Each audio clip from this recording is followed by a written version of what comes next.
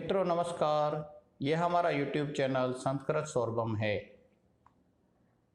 इसे सब्सक्राइब करें और नोटिफिकेशंस के लिए बेल आइकन पर क्लिक करें।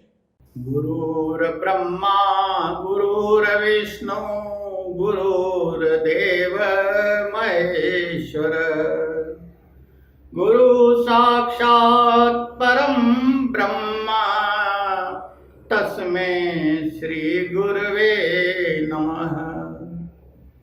संस्कृत जगत के सभी विद्वज्जनों को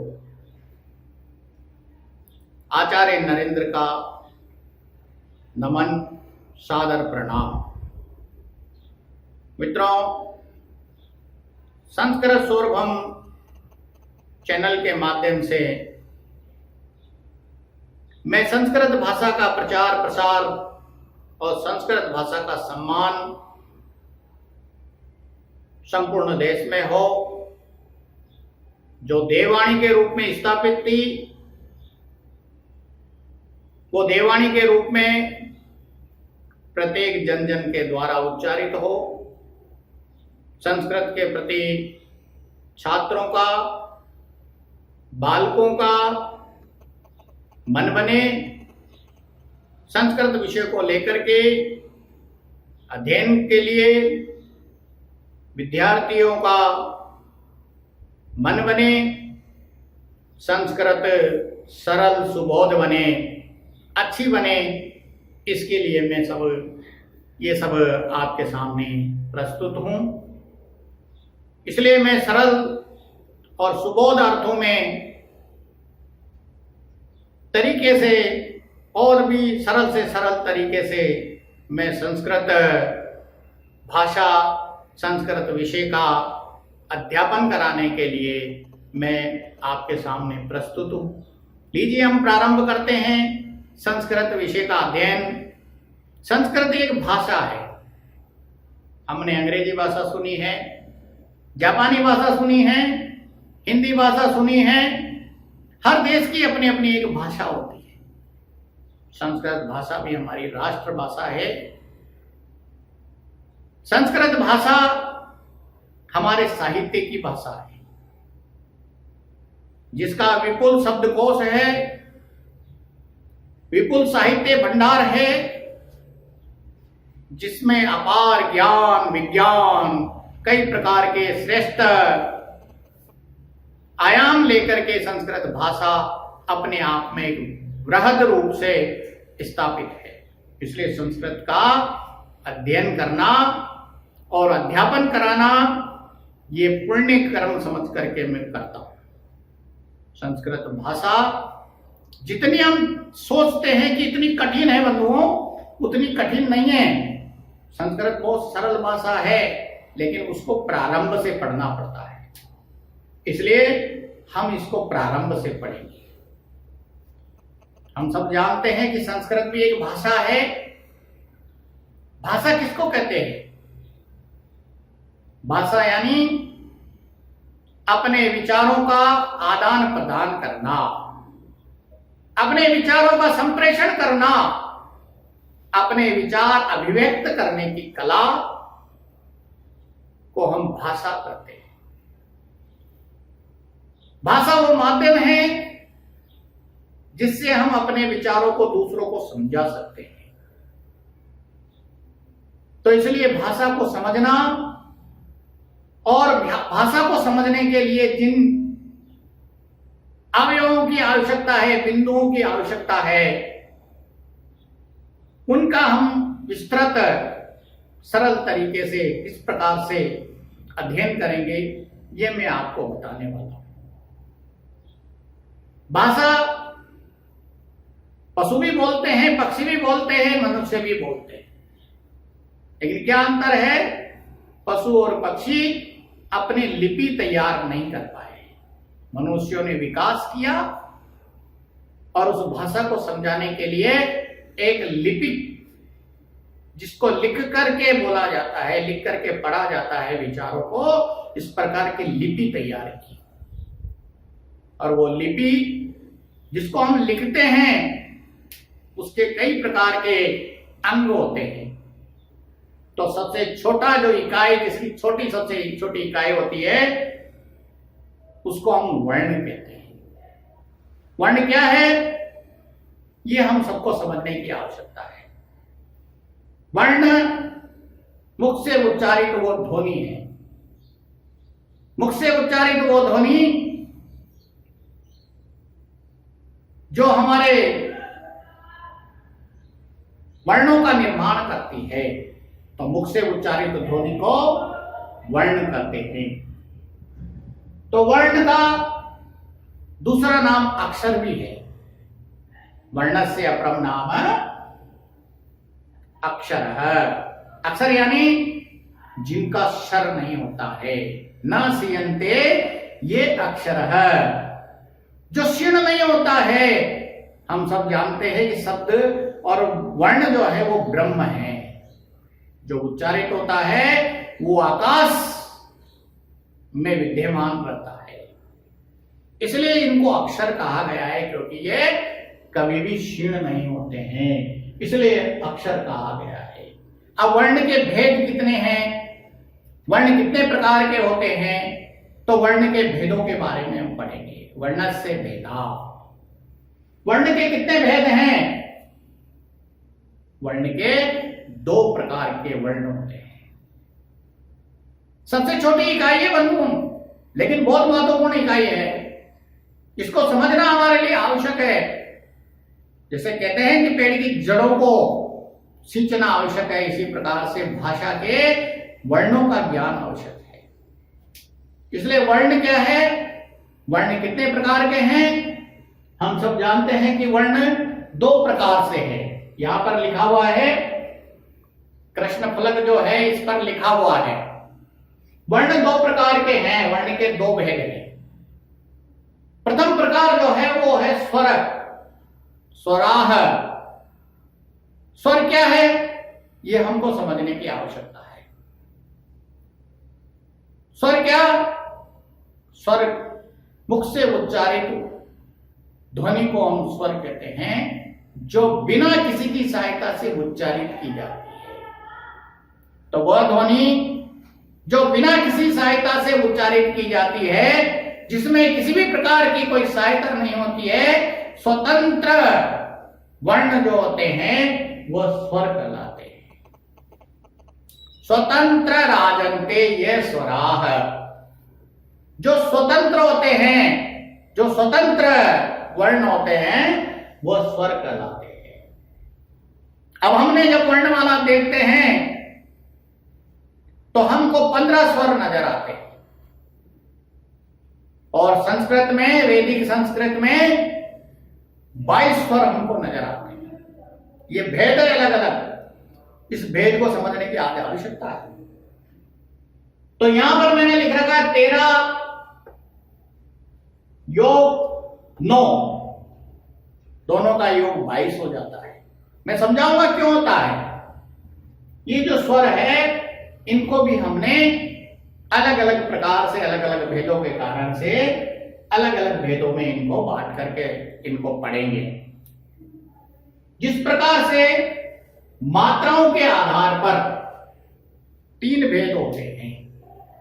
मात्रस्य आधारेण त्रय भेदा सन्ति। मात्रा क्या होती है? वर्णों के उच्चारण में जो समय लगता है उसको हम मात्रा कहते हैं।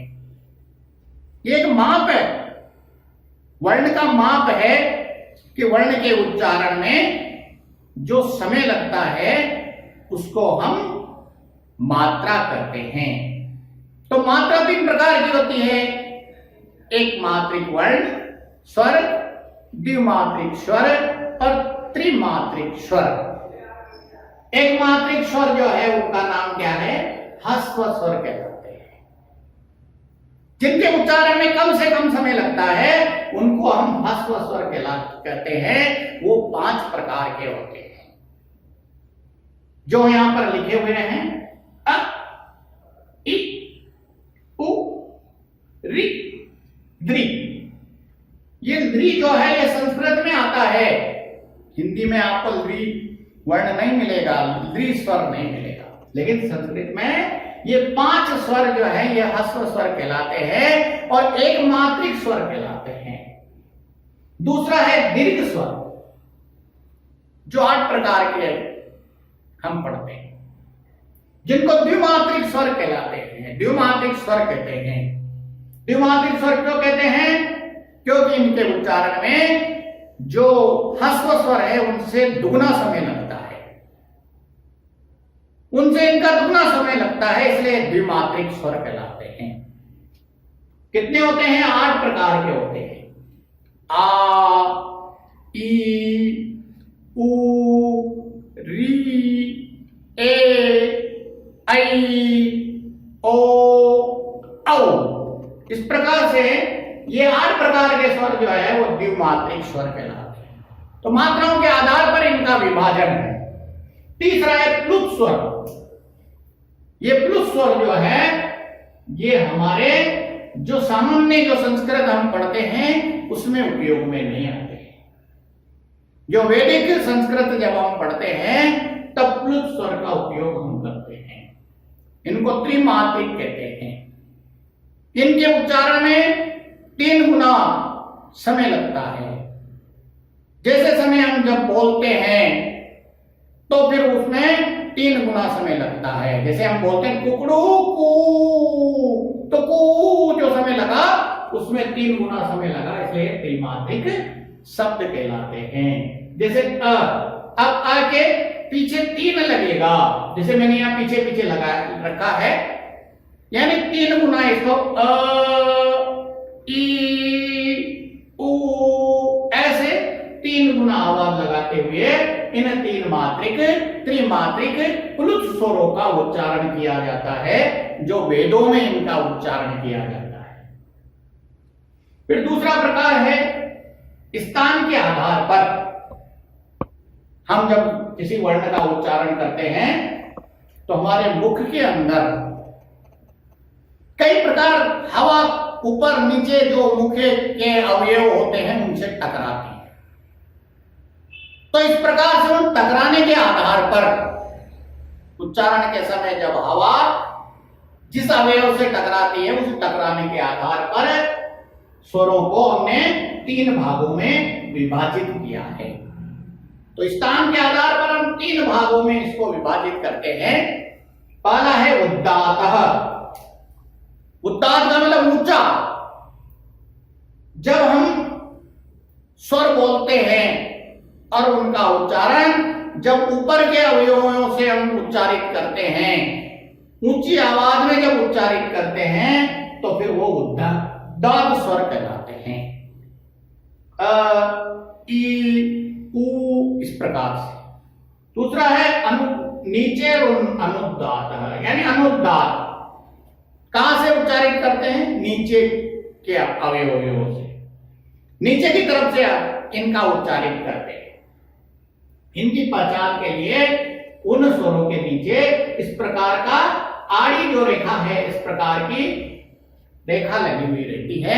इससे मालूम पड़ता है कि इनको हमको अनुदात स्वर है, इसलिए इनको नीचे आवाज में बोलना है। तो ये पहचान है इनकी, तो इनको हम कहते हैं अनुदात। तो पहला हो गया उद्दात, दूसरा हो गया अनुदात स्वर। तीसरा है समाहार स्वरित। समाहार स्वरित, समाहार का मतलब दोनों समूह में। तो समूह यानी उद्दात और अनुदात दोनों का उपयोग जहां किया जाता है, यानी दोनों तरफ से बोल सकते हैं। ई, उ, ये समाहार स्वरित यानी समाहार स्वर कहलाते हैं। इनकी पहचान के लिए इनके ऊपर इस प्रकार से खड़ी रेखा लगी हुई रहती है, यानी इनको हमको समान रूप से बोलना है। समान स्वरितः ऐसे ये वर्ण हैं। तो हमको जब ये स्थान के आधार पर और मात्राओं के आधार पर जब हमको ध्यान आता है तो स्वरों का ज्ञान होता है। इसी प्रकार से नासिका के आधार पर दूसरा जो स्वर का भाग है, जो हमने स्वर पढ़े हैं उन स्वरों में तीसरा प्रकार जो है वो नासिका के आधार पर होता है, यानी उच्चारण के आधार पर। तो अनुनासिक पहला प्रकार है नासिका के आधार पर, पहला है अनुनासिक। अनुनासिक यानी मुख और नाक से उच्चारित वो वर्ड। देखिए आप इन पर चंद्र बिंदु लगा हुआ है, यानी नाक से उच्चारित, इनको हम मुंह और नाक से बोलेंगे। जैसे बोलेंगे इनको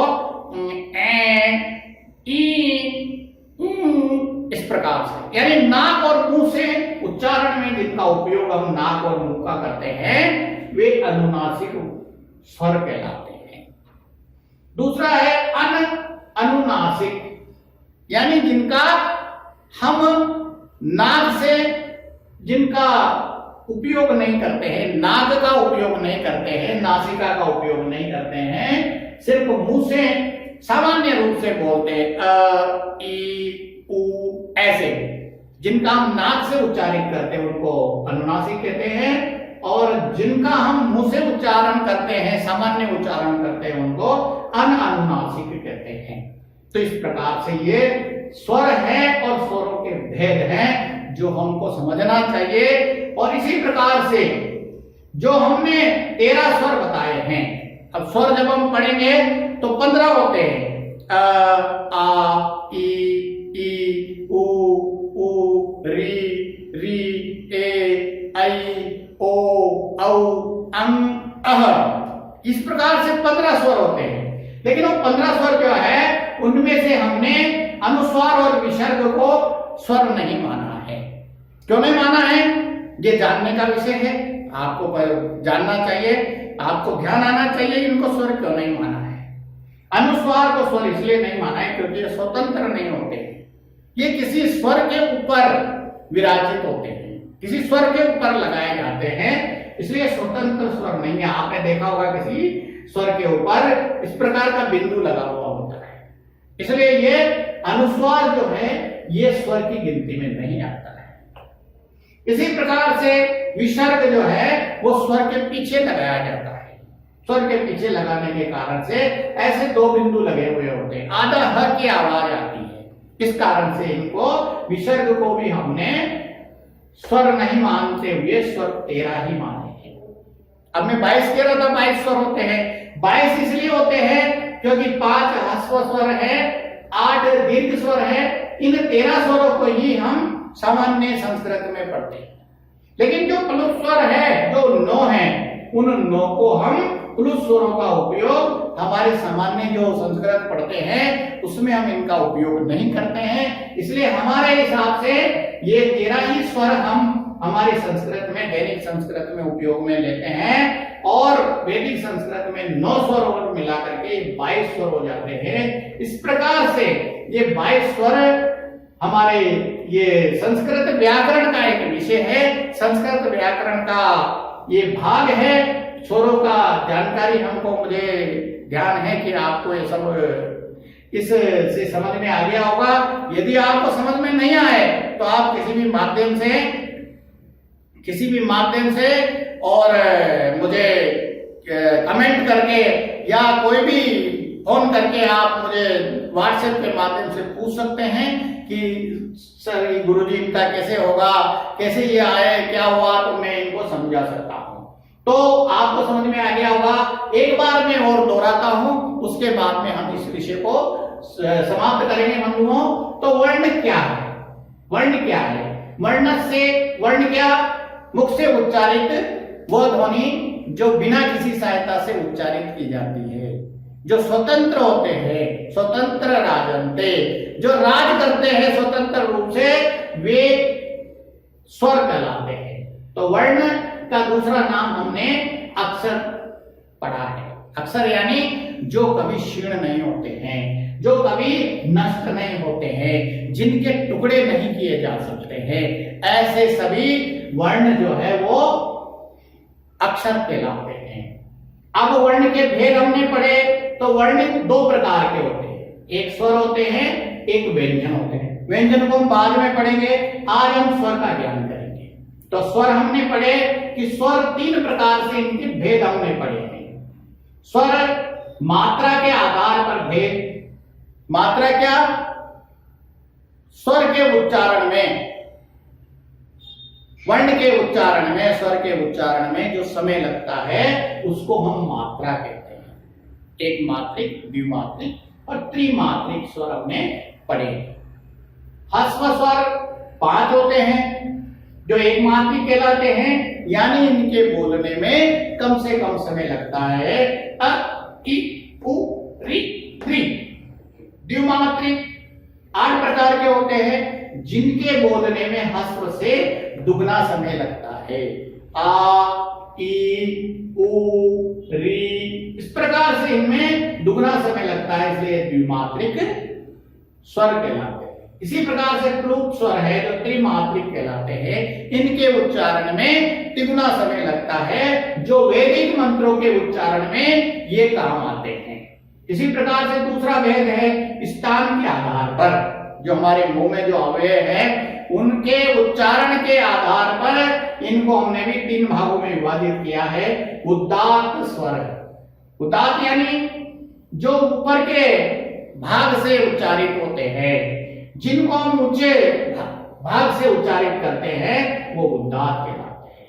जो नीचे के भाग से हम मुंह के निचले भाग से उच्चारित करते हैं उनको हम अनुदात्त कहते हैं, जिनके पहचान के लिए इस प्रकार की रेखा बनी हुई होती है। इसी प्रकार समाहार स्वरितः, जो दोनों उदात्त और अनुदात्त का समाहार जिसमें होता है उच्चारण में, वो समाहार स्वरितः कहलाता है। इसी प्रकार से नासिका के आधार पर, यानी नाक के आधार पर तीसरा भेद है बंधुओं, इसके आधार पर 2 प्रकार से हम उच्चारित करते हैं। एक अनुनासिक होता है जो मुख और नाक दोनों का सहयोग करते हुए, दोनों के मिश्रण से जिन शब्दों का हम उच्चारण करते हैं, जिनमें नाक की भी आवाज आती है,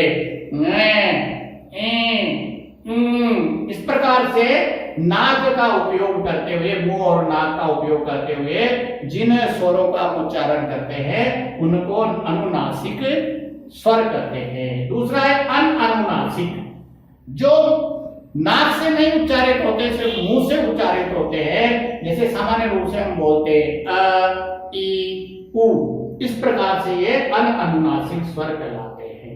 अब मैंने बताया कि 13 और 2 15 होना चाहिए। जो हम पढ़ते हैं तो हमको 15 दिखते हैं। अब आपको ध्यान में आना होगा कि 15 क्यों हुए, अरे 15 है तो 13 क्यों बता रहे हो गुरुजी? 13 इसलिए बता रहा हूं क्योंकि अनुस्वार विसर्ग को हमने स्वर की संज्ञा नहीं दी है, क्योंकि स्वर वो स्वतंत्र रूप से जो होते हैं वो स्वर कहलाते हैं, स्वतंत्र नहीं होते हैं। ये अनुसार ये स्वर के ऊपर बिंदु के रूप में आधारित होते हैं, बिंदु के रूप में आधारित होते हैं। इनका उच्चारण स्वर के साथ किया जाता है, इसलिए ये अनुस्वार है। अनुस्वार जो है ये बिंदु रूप में नासिका के द्वारा उच्चारित होता है, जैसे कंचन, कंगन, पंगत, इस प्रकार से ये शब्द स्वर के साथ उच्चारित होते हैं। दूसरा है विसर्ग शब्द। हमने इस प्रकार से शब्द के पीछे लगा हुआ देखा होगा। संस्कृत में इसका बहुत महत्व है, क्योंकि संस्कृत में तो बिना विभक्ति के किसी शब्द को, किसी पद को उपयोग में नहीं ले सकते। तो जिस पद के पीछे यदि इस प्रकार से विसर्ग है, इसका मतलब उसमें प्रथमा विभक्ति आती है। इसलिए विसर्ग का ध्यान रखना हमको संस्कृत में बहुत आवश्यक है। अनुस्वार और विसर्ग ये संस्कृत के 2 मुख्य भाग हैं जो उच्चारण में हमें सहयोग करते हैं।